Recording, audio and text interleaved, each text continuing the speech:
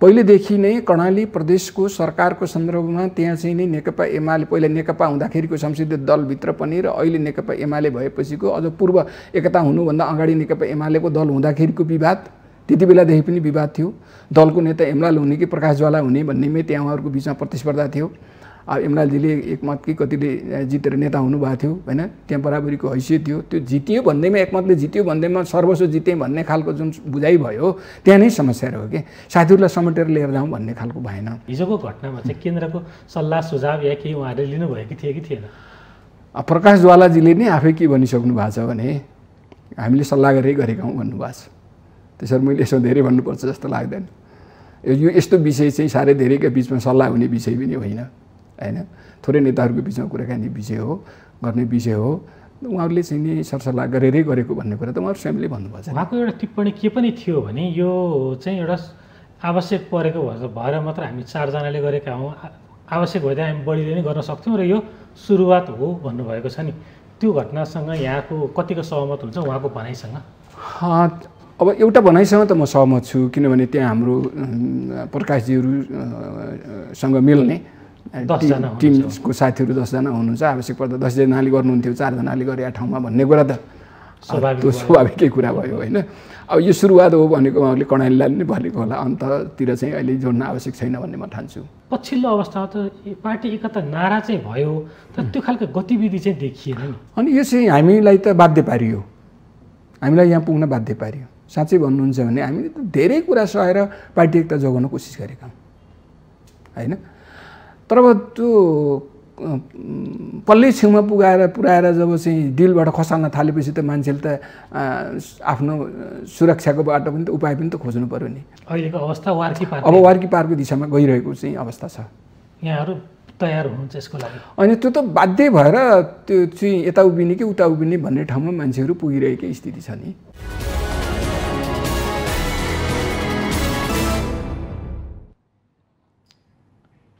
नमस्कार दर्शकबिन, स्वागत छ कार्यक्रम आजको सन्दर्भमा। म प्रताप दुलाल। दर्शकबिन, नेकपा एमालेको विवाद यति बेला बढिरहेको छ। विशेष गरी गत फागुन 28 गते बसेको एउटा केन्द्रीय कमिटीको बैठक लगत्तै सुरु भएको कारबाही, बहिष्कार, स्पष्टीकरण लगायतका प्रक्रियाले नेकपा एमालेको विवाद बढिरहेको देखिन्छ। तर हिजो शुक्रबार एउटा घटना घट्यो कर्णाली प्रदेशमा, फ्लोर क्रस हुनेसम्मको। ती घटनाक्रमले गर्दा एमालेको विवाद समाधान भन्दा पनि अझ बढ्ने अवस्थामा पुगेको देखिएको छ।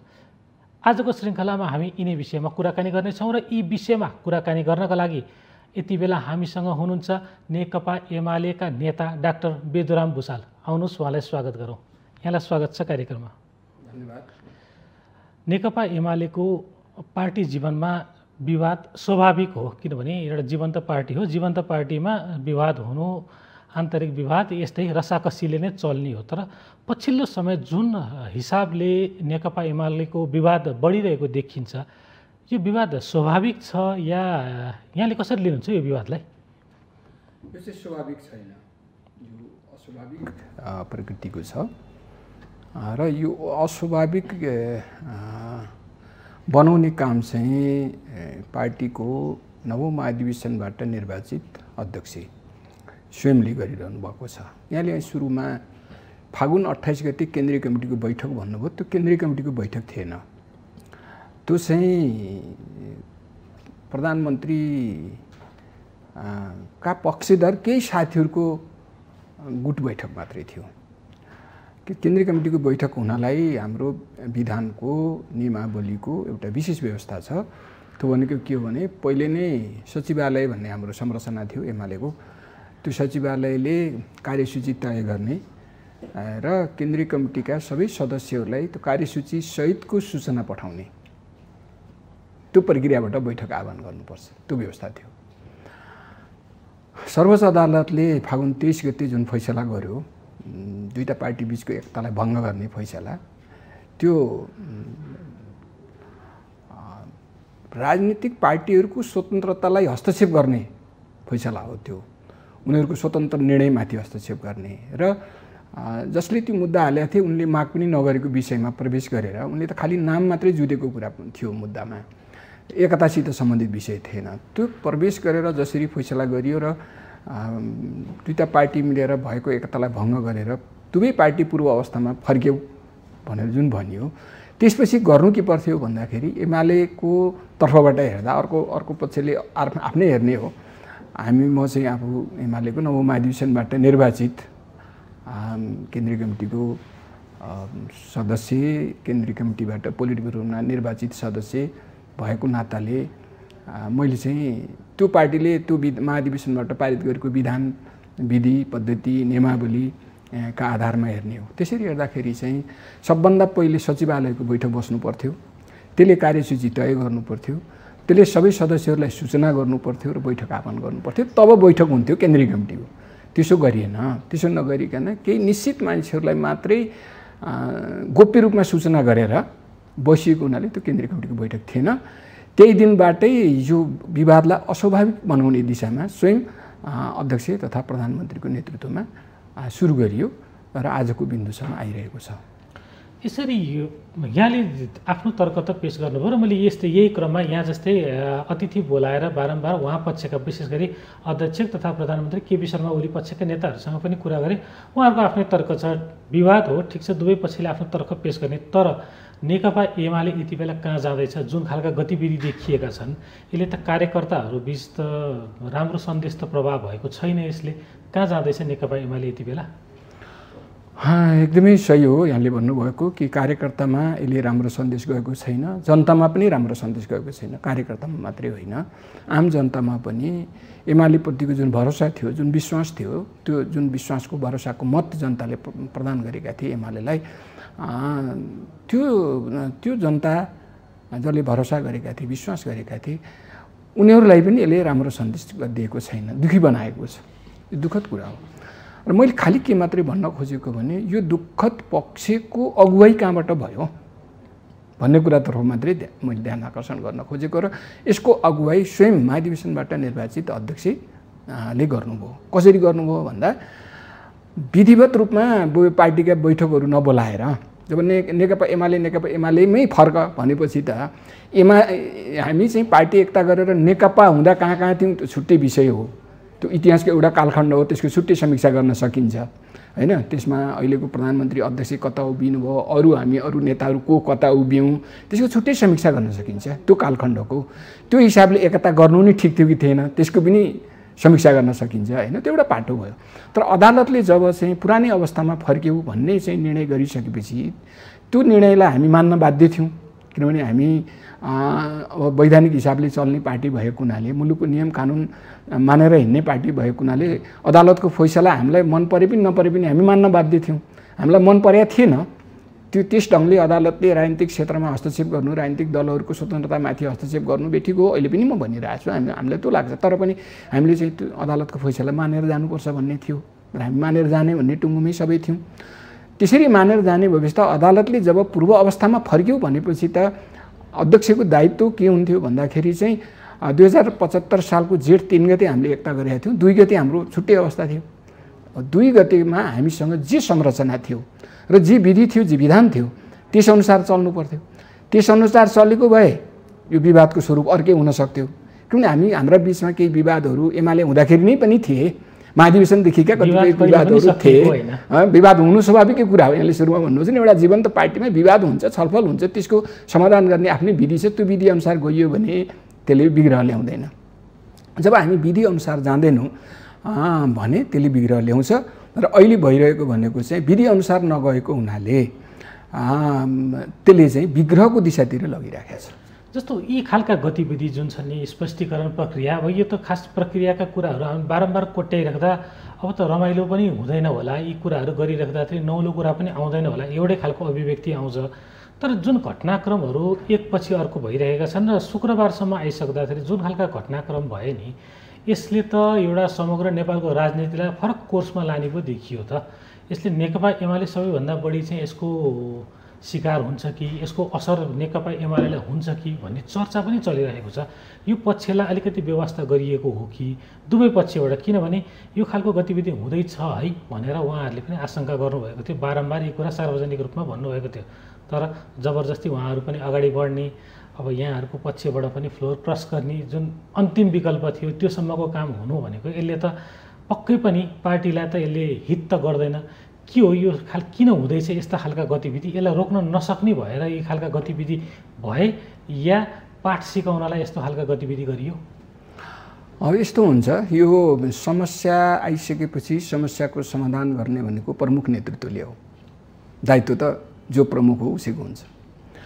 तर प्रमुखको भूमिका कस्तो देखियो भन्दाखेरि चाहिँ जेसुकै होस् भन्ने खालको देखियो।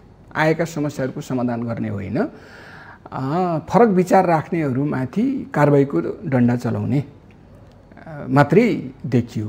त्यो देखिसकेपछि सधैँभरि सहेर बस्ने स्थिति नहुनु स्वाभाविकै कुरा हो। अब त्यो कर्णालीकै कुरा गर्ने हो भने पनि कर्णालीमा जुन ढङ्गले यो चाहिँ अहिलेको सरकार, कर्णालीको सरकार भनौँ न, उसलाई दिएको समर्थन फिर्ता लिँदा जुन खालको छलफल सहमतिको वातावरण बनाउनु पर्थ्यो र त्यो फिर्ता लिइसकेपछि के गर्छौँ भन्ने कुराको पनि त एउटा सहमति चाहिन्थ्यो नि, होइन?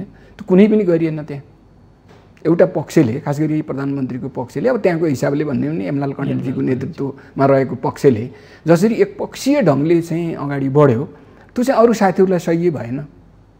त्यो उहाँहरूले आफै व्यक्त पनि गर्नुभएको छ, होइन? हिजै हामीलाई चाहिँ असह्य भयो, त्यस कारणले हामीले यो निर्णय लिन बाध्य भयौँ भनेर उहाँहरूले आफै भन्नुभएको छ। त्यस ढङ्गले जब एउटा पक्ष चाहिँ एकपक्षीय ढङ्गले लतारेर लिएर जान खोज्छ नि, त्यसको परिणाम त यस्तै हुन्छ र यो चाहिँ सुखद होइन, दुःखद परिणाम नै हो। भने कर्णाली प्रदेशमा भनेपछि यहाँहरूको बुझाइ के रह्यो? यहाँको निकटका व्यक्ति विशेष गरी प्रकाश ज्वाला लगायतका पूर्व मन्त्रीहरू जो हुनुहुन्थ्यो उहाँहरूको बुझाइ के रह्यो भने हामीले पार्टीले जे गर्न चाहेको छ त्यो अनुसार गऱ्यौँ भने हामी मतको लागि त प्रयोग हुन्छौँ, तर हामी यो छलफलमा सहभागी हुँदैनौँ, सम्भवतः सरकारमा पनि हाम्रो कुनै सेयर हुँदैन भन्ने खालको बुझाइ पनि हो। त्यसको असर हो यो या त्यसको परिणामस्वरूप यस्तो कदम चालिएको हो? हुँदै हो नि, त्यो उहाँहरूले आफै भन्नुभएको छ कि यो कदम चाल्नुभन्दा अगाडि, खास मैले अहिले भने नि विश्वासको मत फिर्ता लिने, ल ठिक छ लिने, लिएपछि के गर्ने? त्यसमा त कुनै सल्लाह समझदारी छलफल त केही पनि भएन। त्यहाँ त्यहीँकै हिसाबले माथि केन्द्रको हिसाबले पनि केन्द्रीय नेतृत्वले पनि केही पनि गरेन। त्यहाँ अहिले मात्रै समस्या आएको होइन नि, पहिले एकचोटि अविश्वासको प्रस्ताव राखियो, होइन? त्यो बेला पनि सल्लाह नगरिकन राखिएको हुनाले त्यो अविश्वासको प्रस्ताव फेल हुने स्थिति आयो। त्यो पहिले भइसकेको थियो नि कर्णालीमा। त्यो त अहिले त चाहिँ अलिक फरक ढङ्गले देखा परेको मात्रै हो। नत्र विवादको हिसाबले भन्नुहुन्छ भने त एमलालजीहरूले अविश्वासको प्रस्ताव राख्ने, प्रकाश ज्वालाजीहरूले त्यसलाई समर्थन गर्न नसकेर फिर्ता गर्ने त पहिले नै भएको नि। जब त्यस्तो समस्या छ भने त्यो समस्यालाई कसरी समाधान गरेर जाने हो, साथीहरूको बिचमा कसरी समझदारी कायम गर्ने हो भन्ने बारेमा त केन्द्रीय नेतृत्व पनि पहल हुनुपर्थ्यो, प्रदेशकै नेतृत्वको पनि पहल हुनुपर्थ्यो। त्यो त भएन। हामीले जे भन्छौँ त्यही कुरामा आऊ नआऊ भनेपछि त अब त्यसो भए हामी आउँदैनौँ भन्ने निष्कर्षमा साथीहरू पुगे। भनेपछि त्यो फ्लोर क्रससम्मको अवस्था चाहिँ उक्साइएको कारण भएको घटना हो भन्दा सही हुन्छ कि गलत? होइन होइन होइन, पहिलेदेखि जुन खालको विवाद त्यहाँ रहिरहेको थियो त्यसको परिणाम हो। यो कुनै कसैले उक्साएको त्यो गरेको भन्ने कुरा होइन कि पहिलेदेखि नै कर्णाली प्रदेशको सरकारको सन्दर्भमा त्यहाँ चाहिँ नै नेकपा एमाले, पहिला नेकपा हुँदाखेरिको संसदीय दलभित्र पनि र अहिले नेकपा एमाले भएपछिको अझ पूर्व एकता हुनुभन्दा अगाडि नेकपा एमालेको दल हुँदाखेरिको विवाद, त्यति बेलादेखि पनि विवाद थियो। दलको नेता एमलाल हुने कि प्रकाश ज्वाला हुने भन्नेमै त्यहाँ उहाँहरूको बिचमा प्रतिस्पर्धा थियो। अब एमलालजीले एकमत कि कतिले जितेर नेता हुनुभएको थियो, होइन? त्यहाँ बराबरीको हैसियत थियो। त्यो जितियो भन्दैमा, एकमतले जित्यो भन्दैमा सर्वस्व जितेँ भन्ने खालको जुन बुझाइ भयो त्यहाँ नै समस्या रह्यो कि साथीहरूलाई समेटेर लिएर जाउँ भन्ने खालको भएन। पहिला पनि नेकपा हुँदाखेरि पनि त्यस्तै स्थिति रह्यो र पछि फेरि चाहिँ यो नेकपा भएको अवस्थाबाट अब त्यो एकता भङ्ग भएपछि जुन चाहिँ फेरि अलग अलग भएको स्थिति उत्पन्न भयो, त्यो बेला पनि त्यहाँ कुनै छलफल गरेर सहमतिबाट जान प्रयत्नै भएन। प्रयत्नै नभइसकेपछि त एउटा पक्षले चाहिँ आफूलाई अब त्यहाँ कुनै आफ्नो अपनत्व पनि भएन, कुनै श्रेय पनि भएन, सेवा पनि भएन, केही पनि भएन भन्ने भइसकेपछि आफ्नो ढङ्गले चल्न खोज्ने परिस्थिति उत्पन्न भयो। त्यसकै परिणाम हो त्यो। जस्तै यहाँ स्पष्ट वक्ता हुनुहुन्छ, अन्य नेताहरूसँग कुरा गरे जस्तो कुरा चपाएर आउँदैन, क्लियर आउँछ। र मलाई एउटा कुरा सोध्न मन लाग्यो यहाँलाई, किनभने हिजो जुन शुक्रबारका जुन घटना भयो, जुन फ्लोर क्रससम्मको, त्यति बेला केन्द्रसँग सल्लाह लिनुभएको थियो कि थिएन उहाँहरूले? किन मैले प्रश्न यहाँ सोध्न चाहेँ भने यसअघि जब अविश्वासको प्रस्ताव राखिएको थियो त्यो प्रस्तावबाट फिर्ता हुनमा चाहिँ केन्द्रको भूमिका देखिएको थियो। विशेष गरी यहाँका नेताहरूको अलिकति बढी भूमिका देखिएको सार्वजनिक भएको थियो। त्यही आधारमा पनि मैले सोध्न चाहेँ हिजोको घटनामा चाहिँ केन्द्रको सल्लाह सुझाव या केही उहाँहरूले लिनुभएको थियो कि थिएन? प्रकाश ज्वालाजीले नै आफै के भनिसक्नु भएको छ भने हामीले सल्लाह गरेका हौँ भन्नुभएको छ। त्यसरी मैले यसो धेरै भन्नुपर्छ जस्तो लाग्दैन। यो यस्तो विषय चाहिँ साह्रै धेरैका बिचमा सल्लाह हुने विषय पनि होइन हैन, थोरै नेताहरूको बिचमा कुराकानी विषय हो, गर्ने विषय हो। उहाँहरूले चाहिँ नि सरसल्लाह गरेरै गरेको भन्ने कुरा त उहाँहरू स्वयंले भन्नुभएको छ। उहाँको एउटा टिप्पणी के पनि थियो भने यो चाहिँ एउटा आवश्यक परेको भएर मात्र हामी 4 जनाले गरेका हौँ, आवश्यक भए हामी बढीले नै गर्न सक्थ्यौँ र यो सुरुवात हो भन्नुभएको छ नि। त्यो घटनासँग यहाँको कतिको सहमत हुन्छ उहाँको भनाइसँग? अब एउटा भनाइसँग त म सहमत छु, किनभने त्यहाँ हाम्रो प्रकाशजीहरूसँग मिल्ने टिमको साथीहरू 10 जना हुनुहुन्छ। आवश्यक पर्दा 10 जनाले गर्नुहुन्थ्यो, 4 जनाले गरेका ठाउँमा भन्ने कुरा त त्यो स्वाभाविकै कुरा भयो होइन। अब यो सुरुवात हो भनेको उहाँले कर्णालीलाई नै भनेको होला, अन्ततिर चाहिँ अहिले जोड्न आवश्यक छैन भन्ने म ठान्छु। किनभने विगतमा पनि कर्णाली प्रदेशको राजनीतिको अलिकति प्रतिछाया चाहिँ केन्द्रमा पनि देखिएको छ। यसअघि यहाँहरू नेकपा हुँदा त्यति बेला कर्णालीमा अविश्वासको प्रस्ताव अकस्मात आयो। त्यो चाहिँ एउटा 2 किट्टामा यहाँहरू छुट्टिएको एउटा प्रतीकात्मक रूपमा पनि आएको थियो। त्यति बेला प्रधानमन्त्री ओली निकटका यहाँले भन्नुभएको जस्तै यामलाल कणेलज्यूहरूले उहाँले एकपक्षीय रूपमा अविश्वासको प्रस्ताव राख्नुभयो आफ्नै पार्टीको सरकार विरुद्ध र त्यही खालका गतिविधि चाहिँ पछि केन्द्रमा पनि देखिएको थियो भने अहिले चाहिँ त्यस्तै हुने अवस्था कतिको छ? किनभने यसले यो समग्र राजनीतिक वृत्तलाई पनि एउटा चासो र यसले हुन्छ नि एउटा कौतूहलता चाहिँ जन्माइदिएको छ। कर्णालीको राजनीति केन्द्रमा पनि देखिन्छ कि भन्ने त्यो अवस्था कतिको देख्नुहुन्छ यहाँले? त्यसलाई अलिक फरक ढङ्गले हेर्नुपर्छ होला पहिलाकोलाई अहिलेको भन्दा। पहिला चाहिँ हामीले हाम्रै पार्टीका तर्फबाट अविश्वासको प्रस्ताव भनेको चाहिँ प्रधानमन्त्रीले प्रतिनिधि सभाको विघटनको सिफारिस गरिसकेपछि मात्रै गरेका थियौँ। त्योभन्दा अगाडि हामीले गरेका थियौँ। यद्यपि गर्न पर्छ कि भन्ने छलफलहरू पनि विभिन्न हिसाबले मिडियामा पनि आएका थिए, सबै भएको थियो। तर त्यो चाहिँ आफ्नै सरकारको विरुद्ध अविश्वासको प्रस्ताव राख्ने कुरा त्यति राम्रो कुरा चाहिँ होइन। राजनीतिक नैतिकताको हिसाबले चाहिँ त्यति राम्रो कुरा होइन। त्यसले गर्दाखेरि अरू उपायबाट विवादको टुङ्गो गर्न सकिन्छ भने, अरू उपायबाट हाम्रा समस्याहरूको समाधान गर्न सकिन्छ भने त्यो बाटो नहिँडौँ सकेसम्म भन्ने नै थियो होइन। त्यसले गर्दाखेरि उहाँले त्यो प्रतिनिधि सभाको विघटन सिफारिस नगर्नुहोस् भन्दाखेरि नमानिसकेपछि त्यो दिन हामी स्थायी कमिटीको बैठक बालुवाटारमै बसिरहेको थियौँ, यहाँहरूलाई पनि थाहा छ होइन। त्यहाँ बैठकबाट समेत त्यसो नगर्न अनुरोध गर्दा पनि नमानिसकेपछि त्यसपछि चाहिँ त्यो अविश्वासको प्रस्ताव पनि टेबल भएको हो। त्यो टेबल हुँदाखेरि प्रतिनिधि सभा विघटित भइसकेको समय पनि भएको कुरा पनि थाहा छँदैछ होइन, सबैलाई सार्वजनिक पनि भएको विषय छ, सर्वविदितै छ। त्यस कारणले त्यो फरक थियो। अब अर्को पक्ष भनेको चाहिँ प्रदेशको राजनीतिको प्रभाव केन्द्रमा र केन्द्रको राजनीतिको प्रभाव प्रदेशमा त परिहाल्छ।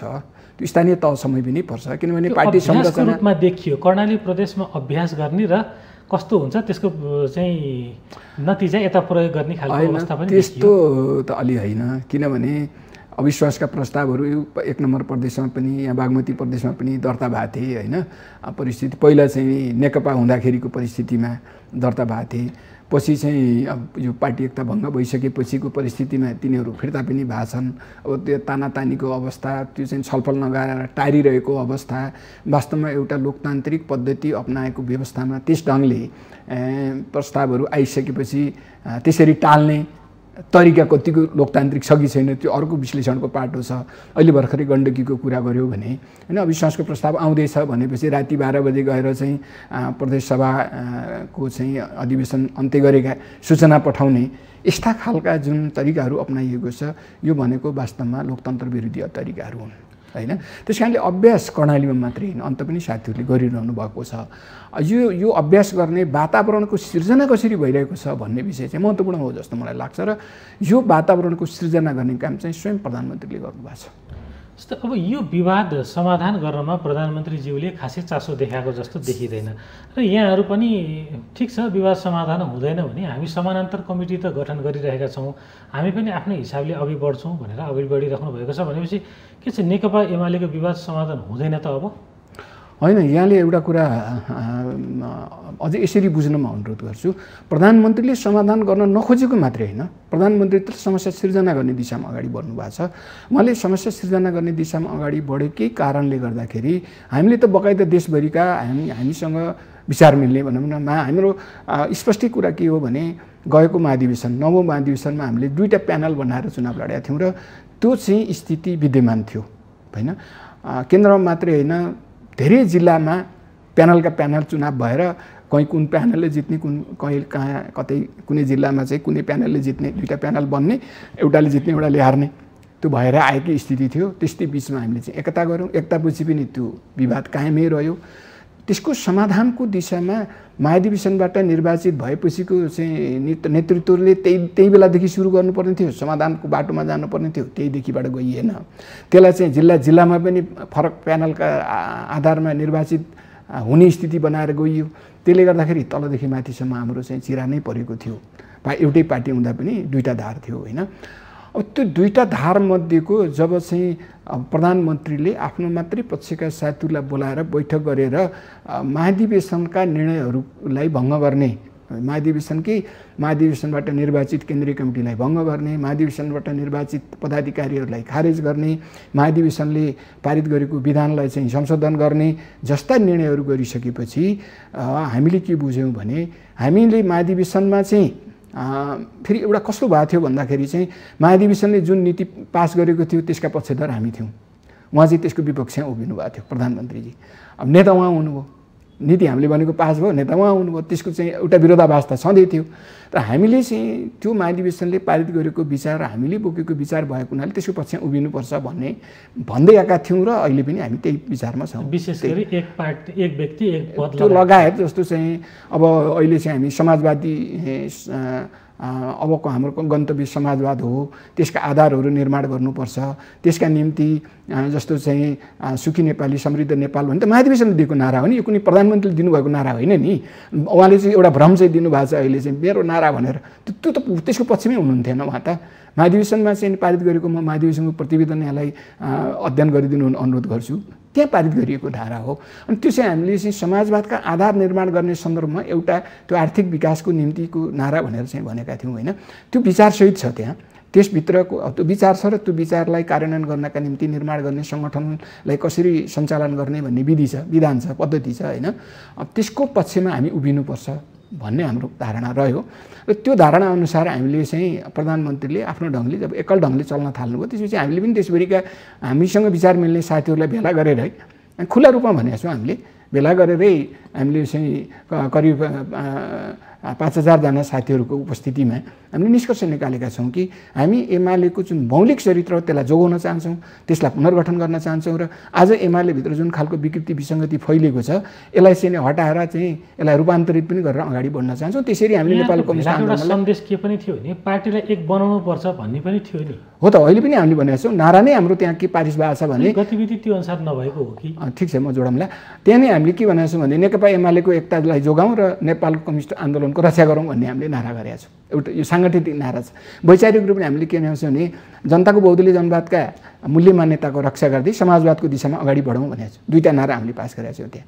यो पछिल्लो चाहिँ सैद्धान्तिक नारा हो, कुन विचार बोकेर हामी अगाडि बढ्छौँ भन्ने। अघिल्लो चाहिँ सङ्गठनको हिसाबले चाहिँ साङ्गठनिक नारा हो। 2टा नारा हामीले पारित गरेका छौँ र त्यसअनुसार नै हामी गएका छौँ। पुनर्गठन गरौँ भनेको चाहिँ हामी पुनर्गठनकै अभियानमा छौँ अहिले।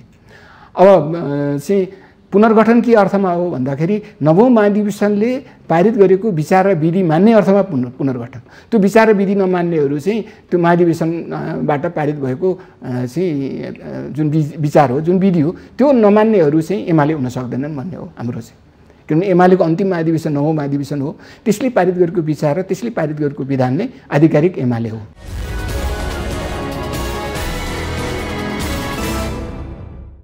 एउटा कुरा नि, जस्तो यहाँहरू विधि भन्नुहुन्छ, पद्धति भन्नुहुन्छ, तर यी कुराहरू यहाँको कुन चाहिँ विधानमा उल्लेख छ यहाँहरू आफैले पुनर्गठन गर्ने भनेर एउटा भेला गरेर निर्णय गर्नुहुन्छ? त्यो चिजले त उहाँ प्रधानमन्त्रीज्यूहरूको पक्षलाई पनि त अलिकति असर त पर्छ नि मान्नलाई। यहाँहरूको एकपक्षीय रूपमा गरेको भेलाको निर्णय उहाँहरूले मान्न त सक्नुहुन्न नि, यो त छुट्टा छुट्टै रूपमा अघि बढ्ने खालको गतिविधि नै भयो नि, होइन र? एकदमै भयो, एकदमै तपाईँसँग म सहमत छु कि यो छुट्टा छुट्टै बढ्ने नै गतिविधि भयो। तर यो गतिविधिको सुरुवात कहाँबाट भयो, कसले सुरु गर्यो? भन्दा यो प्रधानमन्त्रीले सुरु गर्नुभयो। यहाँहरूले निरन्तरता हामीले चाहिँ उहाँले सुरु गरेपछि त्यसको प्रतिक्रिया हामीले देखाएका हौँ। प्रष्टि कुरा हो। त्यो चिज रोकिनुहुन्न भनेर निरन्तरता होइन, यो यसो गर्ने भने यसलाई हामी मान्दैनौँ र यसमा चाहिँ विधानको एउटा व्यवस्था पनि छ। हामीले त्यो व्यवस्था अनुसारको अझै प्रबन्ध मिलाउने काममा अझै हाम्रो बाँकी छ।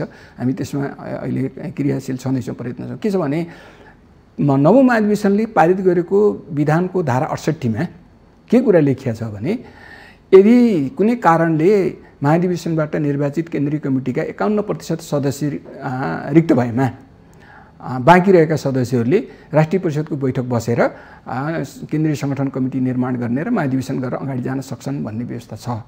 त्यसअनुसारको हामीले त्यो भेलालाई एक प्रकारले त्यो भेला पनि भन्न पनि सक्छौँ। तर अब अहिले हामी चाहिँ त्यो भेला नै राष्ट्रिय परिषदको बैठक हो कि होइन भन्ने कुरा आज टुङ्गो गरेका छैनौँ हामीले होइन। त्यो बाटोबाट हामी जान सक्छौँ र त्यसले हामीलाई चाहिँ वैधानिकता पनि दिन्छ, वैधता पनि दिन्छ। तर अहिलेसम्म हामीले त्यसो किन गरेका छैनौँ भन्दाखेरि सकेसम्म एकता जोगाउँ होइन। यो हाम्रो भनेको यो एकताको निम्ति दबाब अभियान के रूपमा हो हामीले चलाएको कि सकेसम्म एकता जोगाउँ, त्यो नै राम्रो हुन्छ, त्यो नै उत्तम हुन्छ। त्यो एकता जोगिँदै नजोगिने स्थितिमा त हामीले चाहिँ विकल्प खोजौँला, ठिकै छ भन्ने हिसाबले हो। अनि एकता जोगाउनको लागि यहाँहरूले गरेका गतिविधिले साथ दिन्छ। प्रधानमन्त्रीजीलाई त यहाँले दोष लगाइसक्नु भएको छ, उहाँले ती चिज गर्नुभएको पनि हो, सार्वजनिक रूपमा देखिन्छ। तर यहाँहरू त कुनै बेला नेकपा हुँदा पनि यहाँहरू बहुमतमा हुनुहुन्थ्यो, यहाँहरूले होइन पार्टी फुटाउनु हुन्न भनेर धेरै पटक फुटको दिशामा गएर पनि ब्याक भएर पार्टीलाई जोगाउनु भएको हो नि। यहाँहरू सक्रिय हुनुहुन्थ्यो, यहाँ घनश्याम भुषालजीहरू लगायतका एउटा चाहिँ बिचको मध्यधारका नेताहरू नै एउटा सक्रिय भएर पार्टी जोगाउनु अभियान भएको थियो। तर पछिल्लो अवस्थामा त पार्टी एकता नारा चाहिँ भयो, तर त्यो खालको गतिविधि चाहिँ देखिएन नि। अनि यो चाहिँ हामीलाई त बाध्य पारियो, हामीलाई यहाँ पुग्न बाध्य पारियो। साँच्चै भन्नुहुन्छ भने हामीले त धेरै कुरा सहेर पार्टी एकता जोगाउन कोसिस गरेका होइन। तर अब त्यो पल्लै छेउमा पुऱ्याएर जब चाहिँ डिलबाट खसाल्न थालेपछि त मान्छेले त आफ्नो सुरक्षाको बाटो पनि त उपाय पनि त खोज्नु पऱ्यो नि।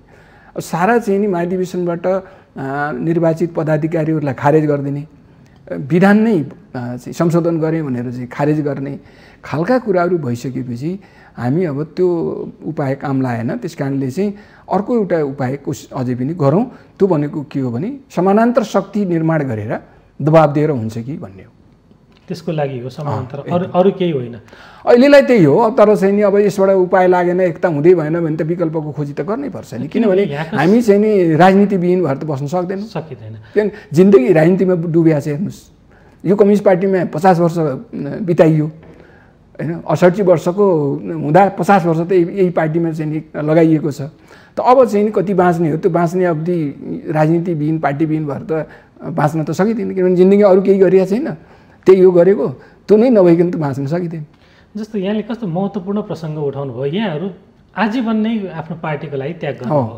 यहाँहरूले अरू मात्र सिद्धान्त, अझ यहाँ त यो विषयमा त एकदमै अगाडि हुनुहुन्छ र एमाले बाहेककाले पनि यहाँहरूलाई सम्मान गर्छन्, यहाँहरूको त्याग लगन यहाँहरूको सिद्धान्तको प्रशंसा पनि गर्छन्। तर यो खालको विवाद आएर पार्टी फुट्नु पर्दा यहाँलाई त नेकपा एमाले पार्टीको नामसँग माया होला, जनताको बहुदलीय जनवाद हुने सिद्धान्तसँग माया होला, सूर्य चिन्हसँग माया होला। तर यो अहिलेको खालको विवादले यहाँ यी तिनै चिजबाट विमुख हुनुपर्ने अवस्था पनि आइरहेको छ नि। त्यसकारण पनि पार्टीलाई जोगाउनलाई आफू पक्षका शीर्ष नेताहरू अलिक झकझक्याउने, अलिक संयमित हुन लगाउने खालका गतिविधि पनि गर्न सकिन्थ्यो होला नि त। होइन, त्यो त गर्दा हैरान भएर हो नि। मैले अहिले पनि भने नि, हामीले त अधिकतम प्रयत्न गरेको र अहिले पनि हामी प्रयत्नशीलै छौँ, नभएको होइन। तर ती प्रयत्नहरूले कहीँ कतै तिनलाई चाहिँ नि स्थान नपाएपछि त अर्को बाटो खोज्नुपर्ने हुँदो रहेछ। फागुन 28 पछि त्यो खालका प्रयत्न भएका छन्, मजाले भएका छन्, किन नहुनु। आजका दिन पनि भइरहेछन् के, नभएको चाहिँ नि छैन।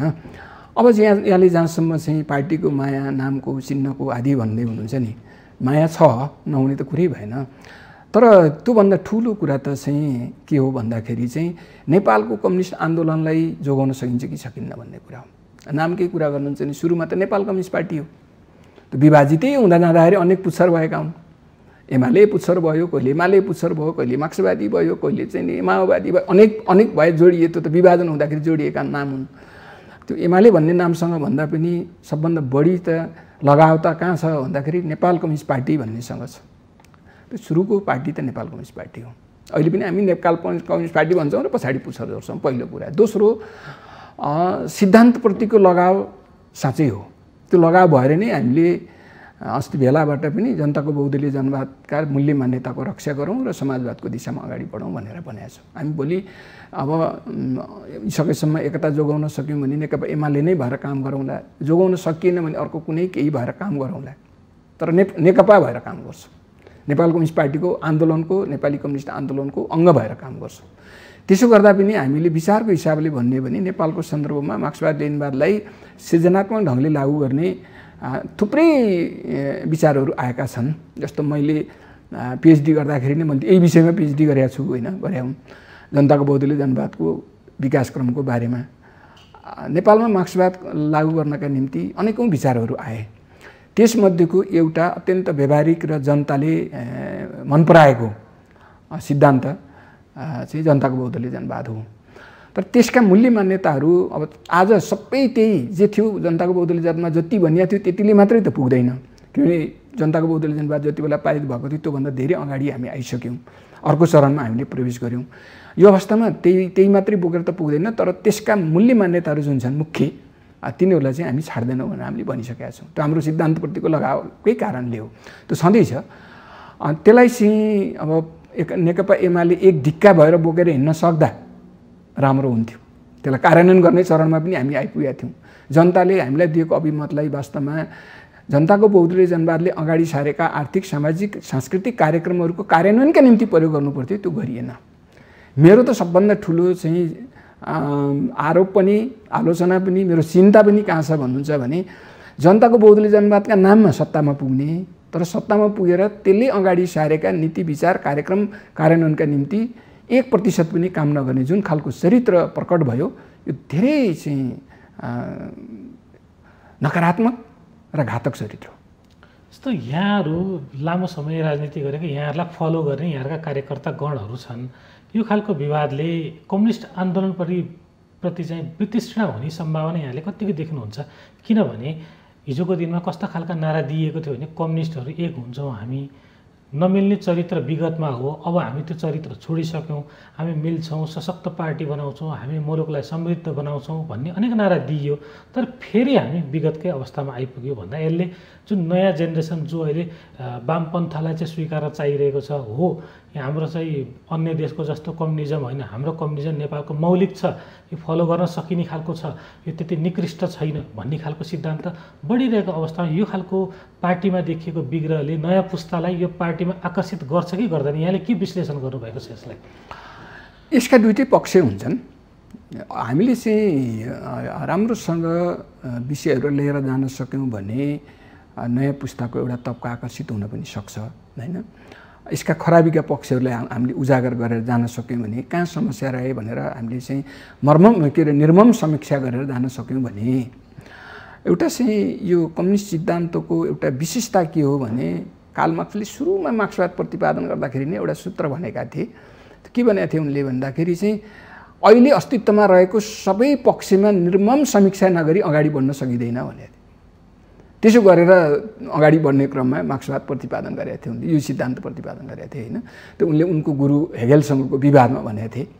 हामीले पनि हाम्रा पनि कतिपय गुरुहरू होलान् नि, उनीहरूको पनि जस्तो हाम्रै पनि व्यवहार बेठिक छ भने त नयाँ पुस्ताले त्यसमाथि निर्मम प्रहार गर्नु पर्यो, निर्मम समीक्षा गर्नु पर्यो। नेतृत्व हुँदैमा सबै गुण सम्पन्न हुन्छ भन्ने त हुँदैन होइन। कमजोरी त सबै ठाउँमा हुन्छ, सबैको हुन्छ, राम्रो पक्ष नराम्रो पक्ष जहाँ पनि हुन्छ, सबल पक्ष दुर्बल पक्ष जहाँ पनि हुन्छ। दुर्बल पक्षमाथि प्रहार गर्ने हो र सबल पक्षलाई रक्षा गर्ने हो। यसका सबल पक्षलाई रक्षा गर्दै हामी अगाडि बढ्न सक्यौँ भने, यसका सबल पक्ष यो हुन्, यो पक्षमा जानुपर्छ भनेर चाहिँ युवा पङ्क्तिलाई आकर्षित गर्न सक्यौँ भने आकर्षण पनि होला, हुँदै हुन्न भन्ने चाहिँ छैन। तर तत्काल चाहिँ यहाँले भन्नुभयो जस्तो यो चाहिँ छिपछिपी राजनीतिबाट प्रभावित भएको जुन तबका छ, युवा तबका, त्यसमा चाहिँ निराशा बढी फैलिन सक्छ। ठिकै भन्नुभयो यहाँले, निराशाको मात्रा चाहिँ बढी हुन सक्छ। तर त्यसलाई चिरेर जाने काम गर्न सकियो भने फेरि त्यो निराशालाई चिरेर अगाडि बढ्न सक्ने सम्भावना पनि रहन्छ नै। अनि यो खालको विग्रहले त्यो सम्भावना देख्नुहुन्छ यहाँले चिर्न सकिने होइन है, त्यो भएको यस्तो मात्र भएको थियो अब हामी गर्दैनौँ भनेर विश्वास दिलाउन सकिने आधार बाँकी रहला?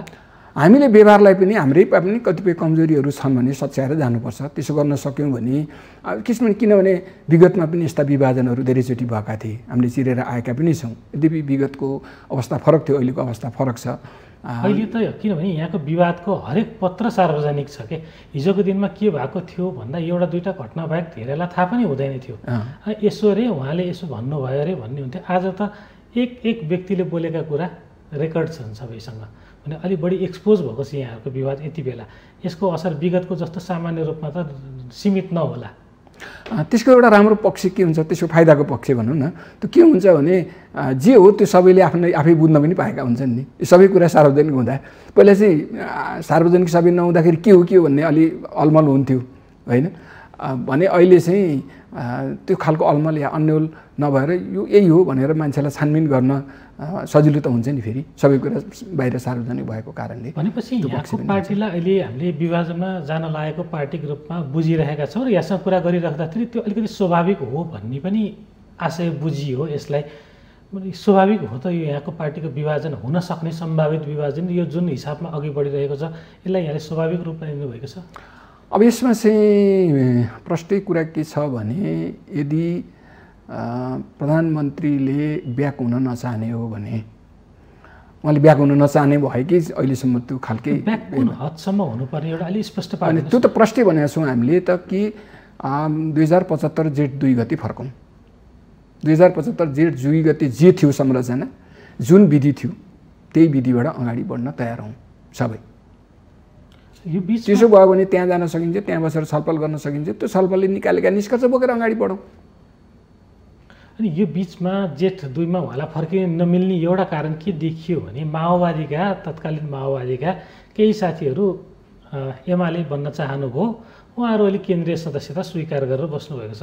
उहाँहरूलाई व्यवस्थापन गर्ने जिम्मेवारी पनि छ। फेरि उहाँहरूलाई एक्सक्लुड गर्नु पर्ला जेठ 2 मा फर्किँदा, त्यो खालको बाध्यता पनि उहाँको छ नि। उहाँको बाध्यता अलिअलि यहाँहरूले बुझ्नुपर्ने होइन र? यो त न्यू मात्रै हो, यो कारण होइन। उहाँहरूलाई चाहिँ नि एमाले प्रवेश गर्नेहरूलाई विगतमा पनि जिम्मेवारी दिएर राखिया छ नि, त्यही विधिबाट गर्न सकिन्छ नि होइन। त्यही छलफल त्यही 2 गतेकै बैठकमा छलफल गरेर ल यतिजना साथीहरू माओवादी छोडेर आउनुभयो, उहाँहरूलाई के जिम्मेवारी दिने हो भन्दाखेरि के त्यहाँ आउने मान्छेलाई दिँदै नदिउँ भन्छौँ र हामी? ती साथीहरू हामीसँगै पनि काम गरेका साथी हुन् नि, हामीले नचिने नजाने साथीहरू हुन् र। भन्नुहुन्छ कि यहाँहरूले विरोध गर्नुहुन्छ कि अपमान गर्नुहुन्छ? किन अपमान गर्नु? किन अपमान गर्नुपर्ने? अपमान गर्नुपर्ने कुनै पनि कारण छैन। उहाँहरूले नेकपा एमालेको सिद्धान्त विधि पद्धति मानेर आउँछौँ भन्दा बित्तिकै उहाँहरूलाई स्वागत गरिन्छ। त्यो मानेर आउनु पर्यो, एकजना व्यक्ति मानेर आउने होइन। उहाँहरूले जस्तो चाहिँ अहिले भूमिका गर्नुभएको छ नि, एकजना व्यक्तिलाई चाहिँ केन्द्रमा राखेर उहाँको पछि हामी उभियौँ भने त्यो त उहाँहरूको त्यो अहिलेसम्मको राजनीतिक जीवनसँग नसुहाउने कुरा हो। उहाँहरूले जुन स्तरको नेतृत्वको तहमा पुगेको उहाँको राजनीतिक जीवन छ नि, केही न केही गरेर पुग्नुभयो होला नि, त्यहाँ त्यसै त पुग्नु भएन होला। त्यो तहको मान्छेले त्यस्तो खालको एउटा व्यक्तिलाई मानेर म आएको हुँ भन्ने खालको जुन अभिव्यक्ति दिनुहुन्छ त्यो त उहाँहरूलाई सम्मान गर्ने लायकको छैन। हेर्नुहोस् होइन, मलाई त्यस्तो लाग्छ। तर हामी चाहिँ त्यस्ता पूर्वाग्रही छैनौँ, म चाहिँ त्यस्तो पूर्वाग्रही छैन। मान्छेका कमी कमजोरीहरू हुन सक्छन्, तर पनि त्यो चाहिँ नि विगतमा योगदान गरेका मान्छेहरूलाई ठाउँ दिनुपर्छ, सम्मान गर्नुपर्छ, जिम्मेवारी दिनुपर्छ भन्ने कुरा ममा त कुनै लेस मात्र पनि त्यस्तो भावना छैन। दिन सकिन्छ र त्यो मजाले त्यही 2 गतेको चाहिँ नि अवस्थामा पुगेर बैठक बसेर पनि त उहाँहरूलाई राख्न सकिन्छ, जिम्मेवारी दिन सकिन्छ, त्यो जिम्मेवारी दिने ठाउँ त्यहाँ निर्माण गर्न सकिन्छ, सबै कुरा गर्न सकिन्छ। त्यो गर्न छाडेर जुन ढङ्गले चाहिँ नि जस्किलाबाट भित्र पसाउने खालको काम भएको छ, त्यो नै यो समस्या सिर्जना गर्नका निम्ति गरिएको हो। यो समाधानको उपाय होइन। त्यो उहाँहरूलाई पनि त्यो जिम्मेवारीमा अहिले एकछिनलाई त्यहाँ राख्ने हो, भोलि गएर चाहिँ के हुने हो उहाँहरूको भविष्य पनि त्यसले ग्यारेन्टी गर्दैन। भविष्य त सम्पूर्ण कम्युनिस्ट आन्दोलनको छैन, यहाँहरूको पार्टीको पनि भविष्य बाँकी रहेन। किनभने विगत हामीले अलिकति सम्झिनुपर्ने हुन्छ। त्यतिखेरको एमाले फोड्दा एउटा पक्ष 0 सिटमा सीमित भयो भने संस्थापन मानिएको पक्ष पनि असाध्यै सानो आकारमा खुम्चिनु परेको थियो र लामो समय लाग्यो एमालेलाई वास्तवमा जनताको फेरि त्यो खालको अभिमत पाउनको लागि लामै समय लाग्यो। त्यो खालको हुनाले यहाँको पार्टीको अस्तित्व पनि सङ्कटमा हो कि भन्दा अहिले सायद बढी नहोला। यसले स्वीकार्नुहुन्छ कि अन्य यहाँले कुरा? अब भविष्य नै नभएको, भविष्य नै अन्धकार भएको त म स्वीकार्दिनँ होइन। सङ्कटमा छ भन्ने कुरा त स्वाभाविकै कुरा हो। पार्टी जब चाहिँ यत्रो ठुलो विवादमा छ भने यो विवाद भनेको सङ्कटकै अवस्था हो र म त के देखिरहेको छु भने पार्टी मात्रै सङ्कटमा भए यो ठुलो कुरा म ठान्दिनँ, किन पार्टी फेरि बनाउन सकिन्छ। विगतमा धेरै चाहिँ विभाजन भएर धेरै टुक्रामा भएका ठाउँबाट पनि हामीले निर्माण गरेर आएका हौँ, फेरि पनि निर्माण गर्न सकिन्छ। त्यो अर्को त्यो चाहिँ कुनै त्यस्तो धेरै ठुलो समस्या मैले देख्दिनँ। ठिक छ, चुनावी राजनीतिको हिसाबले चुनावी परिणाममा असर पर्ला, त्यो परेको हो विगतमा पनि।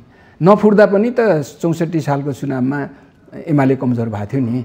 त्यसले गर्दाखेरि मूल कुरा चाहिँ राजनीति नै हो, कस्तो राजनीति लिएर हामी अगाडि बढ्छौँ भन्ने कुरा हो। र चुनावी राजनीति भनेको फेरि चुनावको बेला निर्धारण हुने राजनीति हो, त्यो अरू बेलाकोले चाहिँ नि चुनावी कुरा चाहिँ निर्धारण गर्दैन। गएको चुनावमा हामीले दुईवटा पार्टीले चाहिँ एकता गरेर एउटा लहर सिर्जना गरेर गयौँ, धेरै राम्रो बन्यो है। अगाडिकै चुनावमा चाहिँ त्यसरी एकता गरेर जान सकिन, अलग अलग भएर गयौँ, अलग अलग खालका परिणाम आयो। त्यो छुट्टा छुट्टी हुन्छ, चुनावी राजनीति फरक ढङ्गले हुन्छ, चुनाव आएपछि विश्लेषण गरौँला। अहिले चाहिँ मूल रूपमा यो चाहिँ दुई तिनवटा कुरामा म चाहिँ अलि बढी चिन्तित केमा छु भने जुन ढङ्गका गतिविधि भएका छन् त्यसले हाम्रो राष्ट्रिय स्वतन्त्रता र स्वाभिमानमाथि पनि आँच पुर्याइरहेको छ। सबभन्दा ठुलो चिन्ताको विषय मेरो लागि चाहिँ यो छ, त्यो चाहिँ आँच पुर्याइरहेको छ। विदेशी शक्तिहरूले जसरी खेलिरहेका छन् नि, हाम्रो आन्तरिक एकता कमजोर भएका कारणले खेलेका हुन्, खेलिरहेछन्। जब जब हाम्रो आन्तरिक एकता बलियो हुन्छ तब तब बाह्य शक्तिको चाहिँ भूमिका कमजोर हुन्छ, त्यो हामीले देखिरहेछौँ। जब हाम्रो आन्तरिक एकता चाहिँ कमजोर हुन्छ त्यति बेला बाह्य शक्तिको भूमिका चाहिँ बलियो भएको छ, प्रभाव बढेको छ, त्यो हामीले देखिरहेछौँ। अहिले त्यही भइरहेछ। पहिलो चिन्ता मेरो यसमा छ। दोस्रो, हामीले प्राप्त गरेका लोकतान्त्रिक मूल्य मान्यताहरू जुन उपलब्धिहरू छन्, यत्रो लामो सङ्घर्ष गरेर प्राप्त गरेका 70-80 वर्षको चाहिँ सङ्घर्षबाट प्राप्त भएका सगै लोकतान्त्रिक गणतन्त्रको रूपमा यो चाहिँ समावेशिता, धर्मनिरपेक्षता आदि जे भन्छौँ विशेषता सहितको जुन उपलब्धिहरू हामीले हासिल गरेका छौँ, तिनीहरूमाथि चाहिँ आँच पुगिरहेको छ हैन। यो चाहिँ अर्को चिन्ताको विषय हो। दोस्रो विषय हो, यसलाई कसरी रक्षा गर्ने हो। यो चाहिँ हामीले स्थापित गरेको प्रणाली जस्तो अब राजा आइहाल्छ भन्ने खालका चाहिँ जुन खालका चाहिँ सजिलैसँग मान्छेहरूले भन्न थालेका छन्, हाम्रो काम जे गरेका छन् त्यो सबै राम्रो चाहिँ केपी ओलीले नै गरिरहेछन् भनेर पूर्व राजा ज्ञानेन्द्रले भने जसरी आइरहेको छ, यो चाहिँ मलाई एकदम गम्भीर लाग्छ। अर्को चाहिँ 47 सालको संविधान बिउतन सकिन्छ भन्ने ढङ्गका जुन कुराहरू चाहिँ चलिरहेछन्, यो त यो वातावरणले बनाएको हो नि। यो वातावरण त्यसका निम्ति जुन अनुकूल हुने वातावरण बनाइएको छ, यो चाहिँ चिन्ताको विषय हो। दोस्रो, तेस्रो भनेको चाहिँ नेपालको कम्युनिस्ट आन्दोलनलाई बचाउन सक्ने कि नसक्ने भने यो एउटा पार्टी कमजोर हुने बलियो हुने कुरा भन्दा पनि ठुलो कुरा के हो भने नेपालको कम्युनिस्ट आन्दोलन चाहिँ जति बलियो चाहिँ अन्त दुनियाँमा कम्युनिस्ट आन्दोलन कमजोर हुँदा पनि नेपालमा चाहिँ एउटा बलियो आन्दोलनको रूपमा, त्यो पनि जनताले रुचाएको आन्दोलनको रूपमा जुन विकास भएको थियो, त्यो चाहिँ कमजोर हुँदै जाने त्यो खतरा, अर्को खतरा छ। र नेपालमा फेरि के भएको छ भने जति बेला वामपन्थी शक्ति बलियो भएको छ त्यति बेला राष्ट्रियता पनि बलियो भएको छ। यो चाहिँ म दावाका साथ भन्छु कि नेपालको वामपन्थी शक्ति बलियो हुँदा नेपालको राष्ट्रियता पनि बलियो भएको छ, वामपन्थी शक्ति कमजोर हुँदा यहाँको राष्ट्रियता कमजोर भएको छ। त्यस कारणले वामपन्थी शक्ति कमजोर हुने र त्यसले चाहिँ राष्ट्रियतालाई पनि कमजोर बनाउने जुन खालको स्थिति उत्पन्न हुँदैछ, त्यो चाहिँ धेरै चिन्ताको विषय हो। मलाई चाहिँ त्यसमा बढी चिन्ता छ। यो पार्टीको विभाजनले कति शक्ति घट्ला बढ्ला भने यो त हामी चाहिँ नि अब मान्छे प्रतिबद्धताका साथ लाग्यो केही पङ्क्ति भने निर्माण गर्न सक्छ। हेर्नुहोस् किन यत्रो चाहिँ करिब 3 करोड जनसङ्ख्या भयो होला, त्यसमा हामी 3-4 लाख 5 लाख पार्टी सदस्य हौँ नि। 5 लाख पार्टी सदस्यका ठाउँमा त्यत्रो करोडौँ मान्छेलाई चाहिँ फेरि अरू पार्टी सदस्य थपेर त्यति शक्ति त फेरि पनि बनाउन सकिन्छ, त्यो सकिँदैन भन्ने मलाई लाग्दैन, सकिन्छ। तर यी सबै विषयहरूमा कसरी चाहिँ हामी जान सक्छौँ, कसरी ती भनौँ न राष्ट्रियताको रक्षा कसरी गर्ने, सँगै लोकतान्त्रिक गणतन्त्रको रूपमा प्राप्त भएका उपलब्धिहरूको रक्षा कसरी गर्ने, नेपाली कम्युनिस्ट आन्दोलनको रक्षा र विकास कसरी गर्ने, यी विषयहरू चाहिँ चिन्ताको विषय हो। जस्तै यहाँले महत्त्वपूर्ण प्रसङ्गहरू उठाउनु भयो, विशेष गरी उपलब्धि यतिखेर गुम्ने खतरा बढेको छ। शीर्ष नेताहरूले विशेष गरी माओवादीका शीर्ष नेता होस् या कि इभन प्रधानमन्त्री केपी ओलीजी होस् या माधव कुमार नेपालजी, उहाँहरूले उपलब्धि गुम्ने खतराको विषयमा बारम्बार बताइराख्नु भएको छ। विदेशी शक्तिको चलखेल यहाँले पनि बताउनु भयो र बारम्बार त्यो प्रसङ्ग उठेको छ र त्यसको प्रभाव हामी देख्न सक्छौँ। पछिल्लो समय पूर्व राजा ज्ञानेन्द्रलाई जुन खालको भारतमा सम्मान दिएको छ, जुन खालको सम्बोधन गरिएको छ, पूर्व नरेश नेपाल नरेश भनेर जुन खालको सम्बोधन गरिएको छ, यी सबै यही अवस्थाको परिणति हो भन्नेमा लगभग यहाँहरू हामीहरू सबै एकमत छौँ। भनेपछि यो खालको अवस्थामा अब पार्टीभित्र विशेष गरी अब वामपन्थी आन्दोलनको नेतृत्व गरिरहेको दल, अलिकति बलियो दल, यतिखेर प्रतिनिधि सभा संसदमा पनि बलियो उपस्थिति भएको दल नेकपा एमाले। नेकपा एमालेका दुईटा पक्ष आफ्नै लाइनमा हुनुहुन्छ, दुवैजना टस्क मस हुनुभएको छन् आफ्नो अडानबाट। यतिखेर यहाँ जस्तो बौद्धिक नेताले एउटा मध्यधार विकास गर्न सक्नुपर्ने हो नि। के हुनसक्छ त्यस्तो मध्यधार जुन दुईटै पक्ष एउटा बिन्दुमा आउन सकियोस्, जो कसैको लागि हार पनि नहोस्, दुईटैको लागि विन विन सिचुएसन भन्छ नि, त्यो खालको हुने अवस्था केही छ कि अब सकिसक्यो विकल्पहरू सबै? अब त्यो चाहिँ प्रयत्न त मैले अहिले पनि भने, अहिले पनि हामी सकेसम्म एकतालाई जोगाउँ भन्नुको मतलब त्यही नै हो होइन, त्यसमा हामी छौँ। तर सम्भावना धेरै कमजोर छ, न्यून छ, धेरै न्यून छ। किनभने यो मध्यधारले पनि त्यति बेला भूमिका खेल्छ जति बेला चाहिँ त्यो फरक धारका रूपमा रहेकाहरू चाहिँ निकट आउन खोज्छन्, त्यो बेला भूमिका खेल्ने इच्छा नभए सम्भव त्यो त सम्भवै हुँदैन होइन।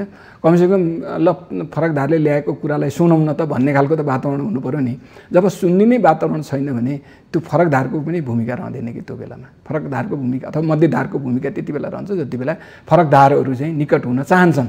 अब निकट हुन त चाहँदै नचाहेपछि त त्यो काम गर्दैन, एउटा कुरा। दोस्रो फेरि फरक धार अथवा यो मध्यधार भनेको चाहिँ कस्तो हुन्छ भन्नुहुन्छ भने सामान्य अवस्थामा चाहिँ मध्यधारले काम गर्छ। जब चाहिँ वार्की पार भन्नेको स्थिति आउँछ नि, त्यो बेला त दुई धारै हुन्छ, त्यो बिचको धार चाहिँ रहँदैन त्यति बेला। अहिलेको अवस्था वार्की पार, अब वार्की पारको दिशामा गइरहेको चाहिँ अवस्था छ। यहाँहरू तयार हुनुहुन्छ यसको लागि? अनि त्यो त बाध्य भएर त्यो चाहिँ यता उभिने कि उता उभिने भन्ने ठाउँमा मान्छेहरू पुगिरहेकै स्थिति छ नि, बाध्य भएर। परिस्थितिले त्यस्तो बनाएको छ, किनभने परिस्थिति सबभन्दा बलियो कुरा हो। भनेपछि यहाँले नेकपा एमालेका कार्यकर्ताजनलाई जुनसुकै अवस्थाको लागि तयार रहनुहोस् भन्न चाहनुभयो? अनि मैले त अँ भने कि यो चाहिँ नि नेपालको राष्ट्रिय स्वतन्त्रता स्वाभिमानलाई बचाउनका निम्ति नेपालमा प्राप्त भएका चाहिँ हाम्रा जुन उपलब्धिहरू छन्, सङ्घीय लोकतान्त्रिक गणतन्त्रको रूपमा प्राप्त गरिएका उपलब्धिहरूको रक्षा र विकास गर्नका निम्ति खास गरी पहिलो चरणमा त रक्षा नै गर्नुपर्छ र नेपालको कम्युनिस्ट आन्दोलनको रक्षा र विकासका गर्नका निम्ति हामी चाहिँ सबै एकदम दृढताका साथ अगाडि बढ्नुपर्छ। अहिले तत्कालै हामीले चाहिँ पार्टी एकतालाई नै पनि जोगाउन सक्यौँ भने त्यसका निम्ति पहल गर्ने हो।